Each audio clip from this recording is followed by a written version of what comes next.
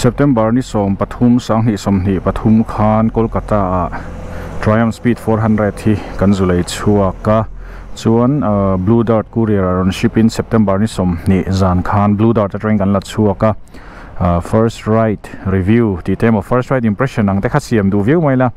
khuala chiat rang awangin kan la siam hlei theilova voin hi September ni som ni pahni ania zaina hian Speed 400 hi enge ni reng shaturin toite khopui chunga in khal chuak chinteang thlir tu ten muno min lo ti ngei be sayang hei hi kan first vlogging turania light settings te phone settings te mic audio settings zong te po hi fu kim lo mai theya chuti chung chuan munom ti takain lo thlir be seila nakina chune nga te le review pui tling te po la siam kan tum do ni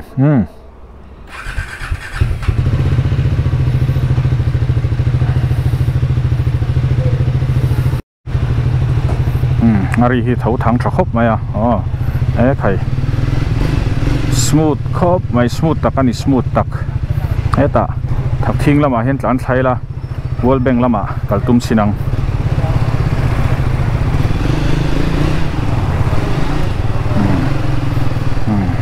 khai smooth view mai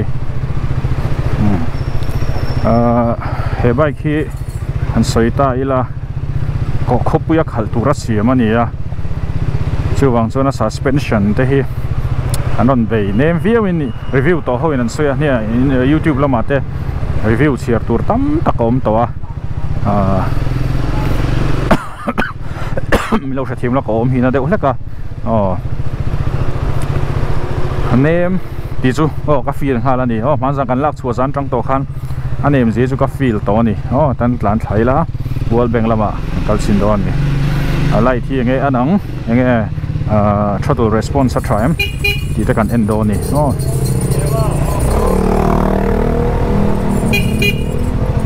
hon chu ring lu tuk lo ani hi hon chu ring lu tuk lo wa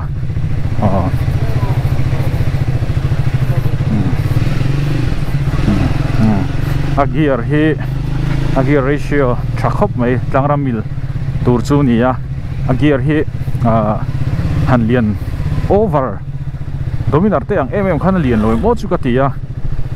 ngar chu dominar ka khal kha ta lo chuat tir le a thar te ro nge niang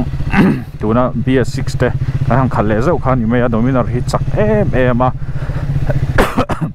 cc te horsepower te chu ai ang deuh thuak ka compare lo thei lo a Bajaj le Triumph trang du in an siam ani wang hian Speed 400 po hi maro chu gearing chu ang chi lowa te zok shatem o ka ti he bike hi khaya varon tlan film khur lo ve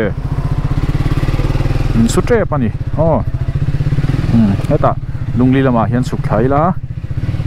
high on lo chuan ngai na am lo ni hi lo ania aeng lo khop mai street light tran puina lo chuan ziom lo ani hei chu street light tran puina lo chuan ziom lo hemi low light ta tlan hi chu hian hai ani hai hi chu na zia khopa khai an varon la zau thin ve lom hle mai he bike hi 39.5 bhp nia ps zong kha 40 ania chuan torque 37.5 review ma sa khan ka soina sat to video ma sa ka siama views ka chu tam vak lawa ka review de kha nula specifications kim changin ka soini khata khan zain chu aspects vel ai mai in enge riding impression chung chang soi ka tuma he bike hi sang lawa 790 mm intia amaro chu han pakai che chuan ai chu na sang shetang em ti hi chu ka tia san chu hunter te kan nei thawa ti la ka khal na sa hunter te po hi hiam de ka soi ani amaro chu hei hi hunter te ne anga soi ani ho ti zok te ang amaro chu hunter ai chuan asang shetin ka hria ke chuan te hian lungli lama kan suka wall bank lama kan suk thado ni mi nen hian chuk song chuan hei nang theu vek me vai khi chu amaro chu heta tak hian soi impression thalu tu ron hal chu he bike hi atengki hemi ache na กับเจนอะไรเวลที่อันนนติเตนี่จู่ๆคอมพานีตีระจังอันสวยงามค่านี้จู่ๆให้อันหนุ่มไม่เจนหนุ่มไบค์เทรนขัดจู่อัตเต็งกี้เล่นลุตุกเฮียนกงชุกัดหลานเฮียนมีผู้ให้จวนมินดูรูนเซล่ะขัดยังข้าโลนี่ให้จู่ให้อาซีดให้มีอัตีลำปังอัตเต็งกี้ลำไหนให้อันตีเร็กถ้าได้อุปกรณ์ติดยังจู่ๆอัดเจนหนุ่มไม่ให้กงชุกัดป้อนหนุ่มกงชุกัดหนุ่มมาตรังรำฮารอนมิลฮัลอันนี้มิโซรามาจวนกันตรังแค่กัดชุกเละชาวนิฮัลเมียเพย์ทำลุตุกลอฟะไอโซล่ะเพย์จวนเพย์ไม่กงปุยเมนโรดจวนเนี่ยเจมาโบกัดตรังเฮลัยสกุลปีก่อนเวลแข่งฮิจูเพย์นี่ไม่เทนี่บักซงฮิจูชุกอันนี้เดี๋ยวฟักกันนี่เพย์ตั้มเราวะจูงฟิอันนี้ฟังจวนมิโซรามาตันจวนกงเฉยปวดทราที่ฮิปวดคัลปวดน้าที่ฮิโซนะฮินี่ทรีนะเฮบายฮิจูสวยทุยอาจารย์ก็มาอามาเราจูกงโฉตักอะไรขัดโลฟะอามาเราจูไปปราลันดานจวนปวดคัลเล่ตัวนี้ชัวปวดนะเล่ตัวนี้ 37.5 Newton meters of torque 30 Nm value ที่ 3000 RPM มาไปช่วยได้ตัวที่คอมพานีลำเฮียนจูมีวางจวนกันเห็นแค่กันปวดนักหาเล่ตัวนี้สุดที่ยังแต่ปวดจูกันละเทสให้ดูร่างไอ้ละ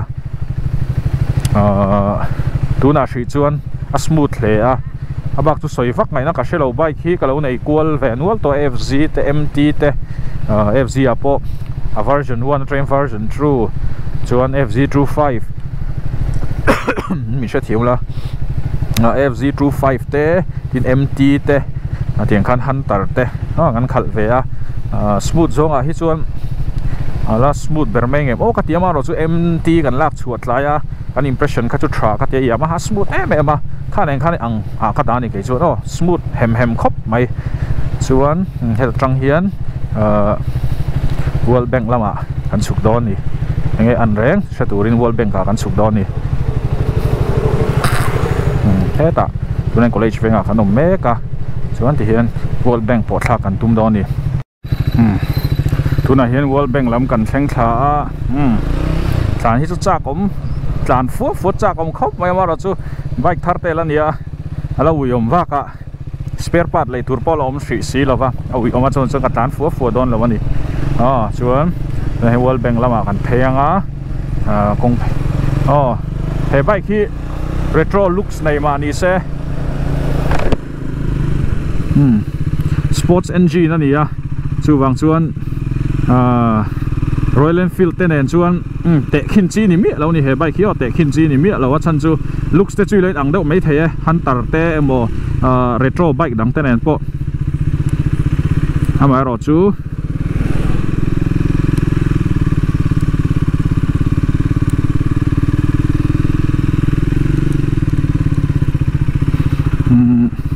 ทำไมเราจูsignal light เวลเป็กดันเต้กันบวยเดียวทำไมเราจูเฮบายขี้Sports Engine นะมันฟังอินปดเท้าทางชาร์มครบให้มี Hunter เตะ Classic 350แต่เนี่ยจนเตะขินจีนแล้วนี่มีตั้มตักตัวน่ะเฮียนไอโซล่ะ Hunter 350แต่อันฉันเนี่ยมันมีโซนมาปนอย่างจู Hunterเนี่ยยังไงอันนั้นตีมีแต่ปนมีรอนโซนนะซะ Hunter กันเนี่ยเวบก็ฟังเฮียนHunter ไอจวนหันปากไก่เจี๊ยจังเฮียนอาสังโซกฟลิกเวลหนัวมันนี่เฮ้หันติเวลก็วันนั้นหันลากเวลปนหนัวได้โซกะ Sports Engine นั่นนี่นั่นเองหนัวเวลเฟกันนี่ชวนอปดนาโซกะอปดนาโซกตีละอปดรังโซกะเท่าทางชาได้โซกะอามาโรจู RPM หน่วยเต้1,000 2,000เวลาที่ชวน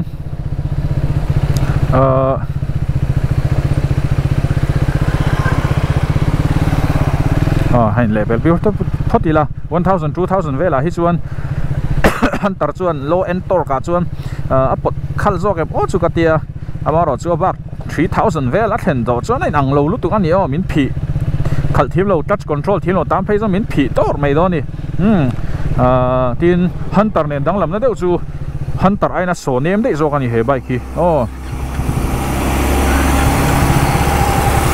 Hunter ไอ้น่ะโซเนมโซsuspensionที่เนมได้โซกันนี่ Hunterที่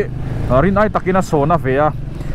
international la shal tura chiam thoni hunter po hi hei po hin in thawa hemi international version kha chu so na zoka hei chu India ta na kong sia khal tura sin vai a so nem ta ni chung khwel chu ni a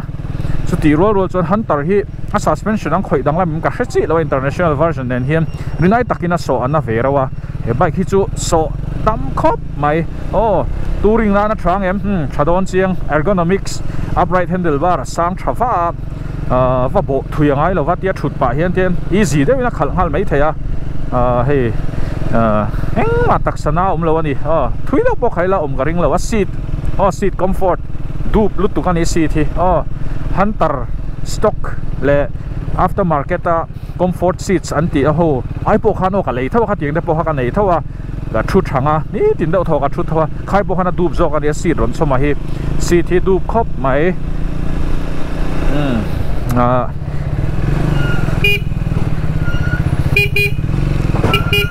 first second man na tur mang hi lo ani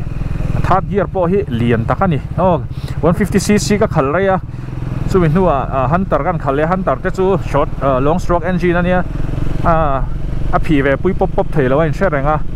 first man na sat ve tho ngai ting ho da po hi hei chu hei man mo aniดูจนมันหมดไถ่โทนครบไหมเห็นเราว่านี่ปดขั้นชาตักอันนี้ปดขั้นชาตักอันนี้รวมลุตุกฟอกเล่นแล้วกันลูดเสาฟ้าชวนไอ้ตัวตีนสวยตัวมีละแฮนลิงดูทุกสามอันนี้ดูนักขัลจีน่าจนแฮนลิงที่กังไงไปหมดเดี๋ยวไปรัชจูไบค์แฮนลิงรวมเราเพียงทัดจักรปอนี่ใช่ก็ขัลชับไปแล้วแฮนลิงชวนfull mark ติก็เปียชวน suspension ชวนไอ้ racer กันนี่หรอวะดูลำเนมลำก็ดูsuspension ดูทุกสามเขาปุยขัดตันเลยเขาปอะไรทรีนเท่าตันเลย race ตันชวนอันนี้มั้งนุ่งฮี adjust เฮียมาฮี adjust เฮียแล้ววะชวนชวนจักตัก track ไอ้ตันชวนอันนี้มั้งนุ่งลำจูเห็น adjust เฮียไม่เทียบว่าเสมาลำฮี adjust เฮียแล้ววางอิน racing ตันชวนอัตลักษณ์วักเราไม่เทียตูริงนั้นดูทุกสามมันอย่างสีตดูป้าดูด่านตกเชีย suspension เนมทราทุยตักขัดไทยโดนกัดเชียงชวนเบรกที่นุ่งลำจูทราที่มาลำไปเช็ดตักจุนแล้วมาเสอลำมันทราตกแล้วนี่ให้รีวิวตุ่มตักไปนั้นสวยเซลเบอร์คานี่เบรกมามันเหลวที่ไกปนกับสวยเซลเบรกที่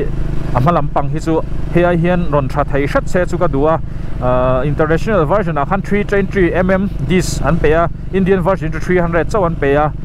ข้างวางแต่เงี้ยนี่ก็เชลว่ามาให้ดูทุกสามโลวันที่เดียวแวกไอ้ปอดสามก็ติลว่าอามาโรจูหุ่นแต่หันเหลี่ยมเดียวเสอารอนมันเฉาไม่จุกริงทีมafter market มาสเตอร์ซิลินเดอร์ทราแต่พออวัวเทียข้าจูฮาร์สเลวตัวกังอายชวนอากีร์สมูทสลิปเปอร์คลัตชนี่สมูทสวยเสแรงมากกันไอ้เราชวน vibration นะvibration นะเรารีวิวตัวตั้มตักขัน vibration นะถูขันสวยไม่ไทย speed สร้างตักชวน RPM สร้างก็ตีได้ชัว RPM สร้างชวนไม่ไทยมาเสียเหตุอย่าง RPM กัตลานังเดลที่ชวนเราวันนี้เอ็งมาvibration เรานี่ชวนยังไงกันละสวยไม่เปโตรละเฮงเอ็มตีชวนให้เปโตรกระทุนฟูละกระลันตั้มเราไมเลจเตงไงน่าเรากัชเราเปโตรสุนัขน่ะไรรีวิวตักกันเสียงหุ่นอาเซียตั้งชวนground clearance สัตราขัดอย่าง speed breaker ปงสร้างเดือดว่าปะproblem เราวันนี้ชวนยังไงสวยลังอย่างอารีทุ่มทราเว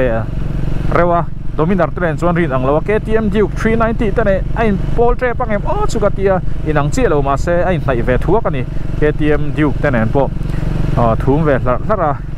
ส่วนให้ right by word throttle เนี่ยมันทรา throttle response ปุยลุดตุกันนี่ส่วนอบากาส่วน suspension แรงคิมมันหัวมาcomfort หาดำนะอันไงไปหมดแบบนี้จุกเกี่ยมาปนกัสโซนันนี่จู่ๆเกี่ยปนกัสโซนันนี่กัดที่ส่วนที่เฮบายกับเฮียนกับหมูนี่ในส่วน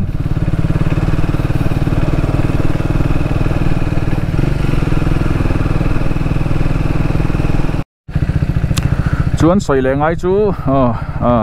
อเมตาร์คอนโซลเอโร่ก็ดูทูสามเลยวะ he zo mi tam zok po yan du thu sam ka ring chi lawa a chan chu nia analog le digital anon da kopa na thalu tuka classic moi lu tuka amai ro chu a speedometer zok khu analog an pe a speed khu duang in a chiang lo thina virtual ringot ania hemi a digital lama la hian gear indicator te rpm le sang khan pe a khuta khuan a tachometer khu analog ni zok se a speedometer hi digital ni zok se ti te chu kan du thu sam chu nia ma ro chu travel vek thowa tu man kan speed hi kan en reng kher chuang lawa khopuya phei chuan hemi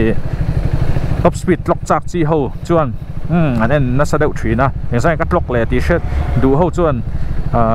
digital an du zok ngenga a chi chin accurate deuh no inject thin accurate kher lo thina ama ro chu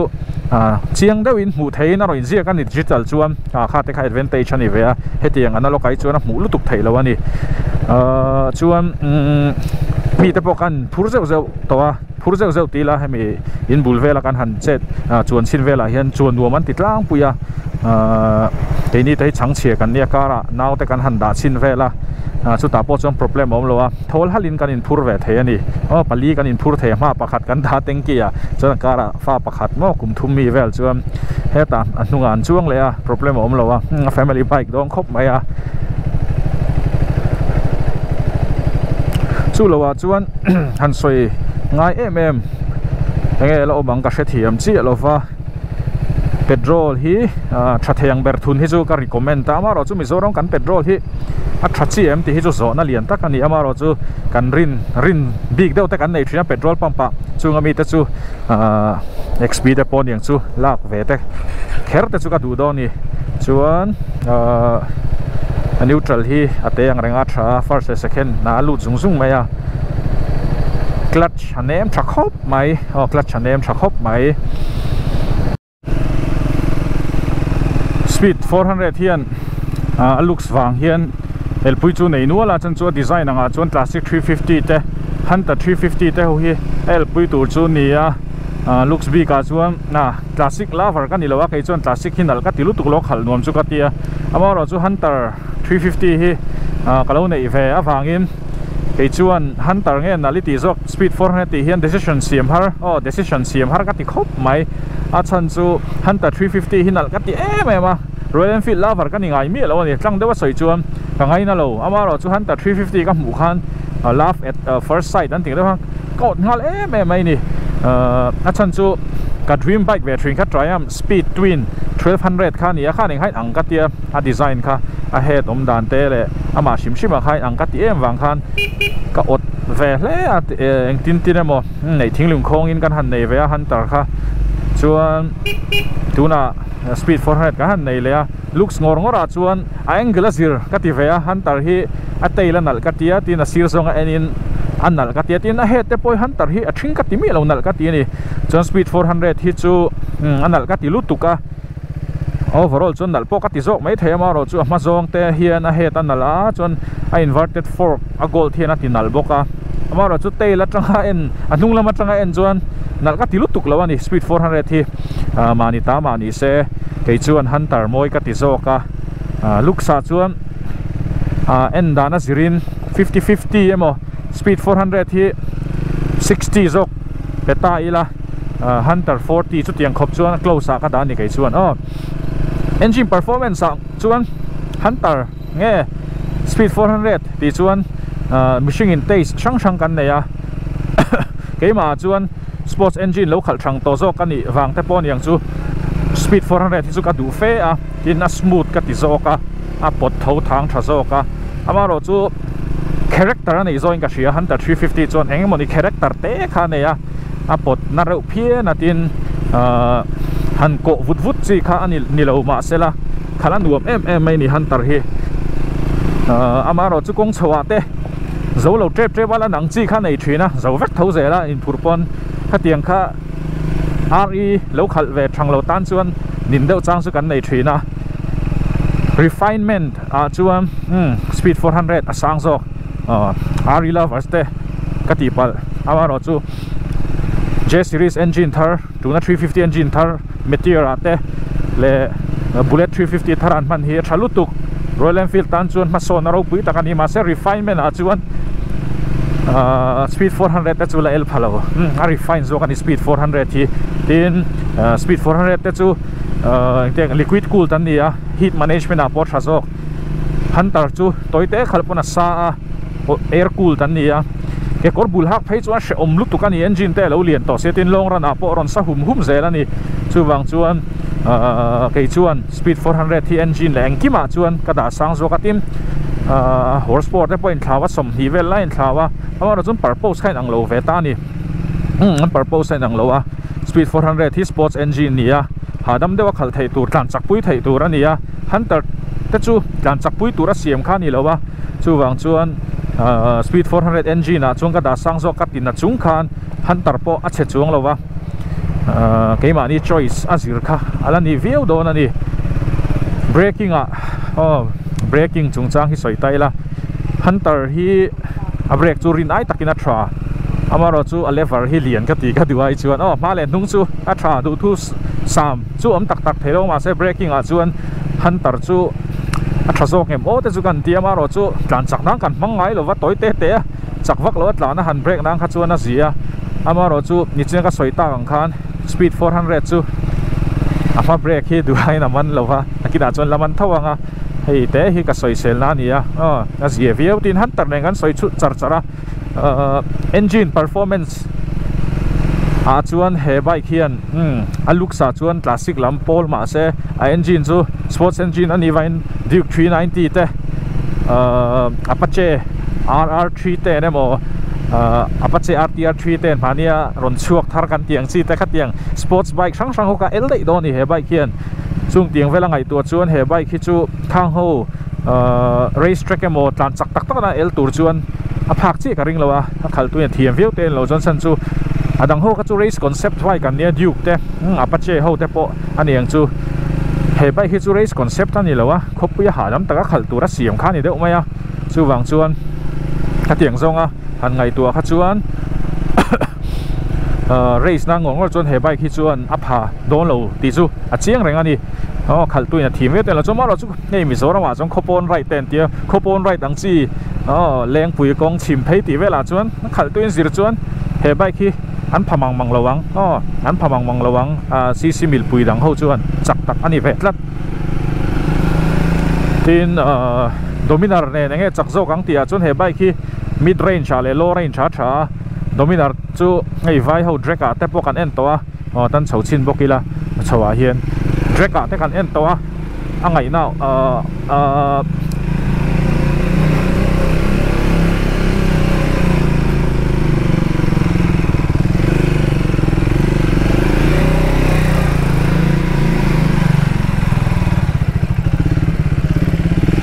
he bike hi chu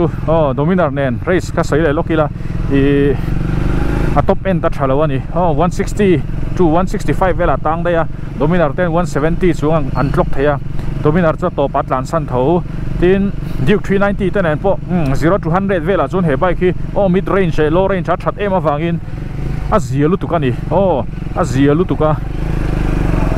amaro chu top end lambok a khana phalo le 390 ta po sulai taka chu ngai tu na chu thian seng tai la 0 to 100 hi helaya chu tlan chak ho poin an tlok tlang pui ni dona tlan chak tak tak te za pel char na tur kong hi tam lowa chuwang chuan low le mid range rpm a speed vel 0 to 100 0 to 123 vel chak speed 400 hi chu khal thiam takin ang khal chuan bike dang tan chuan le pel har view mai thei ni a cc mil pui hawa chuan i tengan soi ve ni chuan a bike ngora hi chuan khala nuam turu ani comfort ani nakina thian te po kan la khal tir venga chu chun soi deuh vek karinga comfort khop mai a hadam a then thai chom boring an ti karing a chan chu sports bike lom ho chuan a boring an ti karing deuh hlek a hadam lutuka hetiang hi chu Royal Enfield khalang mai ni aron el puiber hi Royal Enfield a chiang a chan chun an launch la po Rajiv Bajaj ha hemi Triumph le Bajaj an tho ho na Bajaj han ho tu pa Rajiv Bajaj te pon nge soi kha Royal Enfield ti bank kan ia ke ni hian kan rokang hatia Dominar an launch po khan Royal Enfield bok khan target ania Royal Enfield market kha atira kha chon te ma zong chun ti chiam aro chu culture het lut tuk le kal phung het lo nei to ni wang khan an ti chep pum plum thei chuang lo wa a chiang renga kha chu tun chuma po hi eng tiang takin ngen ti chiat thiang ka shelo production booking chu tama production ero amuanga chu wang chuan eng tiang takin nge ngong market hi eng tiang takin nge soi hi nang chu ka shelo wa ama ro chu le Royal Enfield tan chuan phim khur chu ngai ve view mai the ni he market set dan hi en chik ve deuh chu ngai mai the ani ka bok hian chho le mai la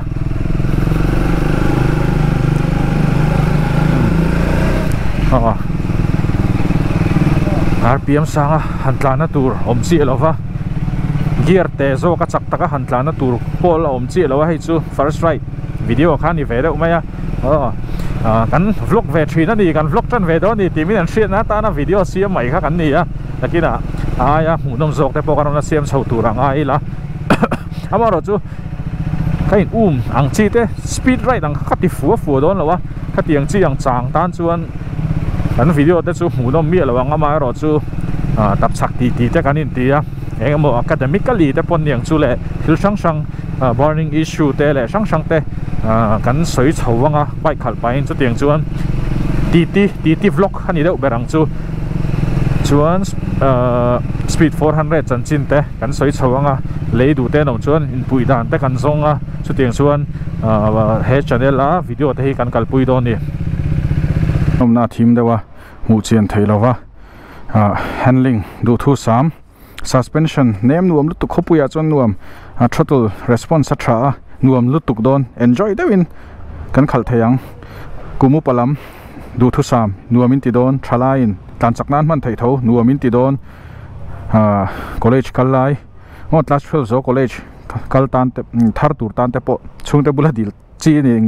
ngei don tan chak pui thei anal boxi classic design on boxi nun me cheten an ngai na don kum som thum pel to som li pel to somwa pel to kumu palam te thalai zok te tan du thu sam nupui fana wa phur thei